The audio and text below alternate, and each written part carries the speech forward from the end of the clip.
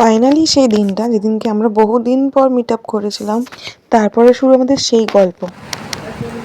বহুদিন পর, প্রায় 8 মাস। আর সেই বিপিএড এর 2019 9 মাস পর, আর বিয়ের 7 মাস পর দেখা। তাও কোথায়? ব্যারাকে। ব্যারাকে। দুজনেই খুব এক্সাইটেড ছিলাম যে কবে মিট আপ করবো। তো ফাইনালি মিট আপ করে খুব আনন্দ। বিকেলে চা টা খেয়ে আমরা ওর ব্যারাকে ওর ফ্রেন্ডদের সাথে কথা বলে, মানে বলে না যে চাকরি পাও না কেন সব চাকরিতেই জ্বালা আছে, তো ওটাই আমরা অনেক কিছু হাসাহাসি করেছিলাম। ভীষণ মজা হয়েছে। বিকেলটা এভাবেই কেটে গেল। কিন্তু যাই হোক, এবার বাড়ি ফেরার পালা। যাই হোক, অনেক দিন পর দেখা হয়েছিল, ভীষণ আনন্দ হয়েছে। আবার দেখা হবে আমাদের। তো ওই দিনের জন্য ওয়েট করছি, প্ল্যানিং করছি। প্ল্যানিং তো করে যাই, প্ল্যানিং শেষমেশ গিয়ে মানে জায়গা পাই, সেটাই ওয়েট করে থাকি।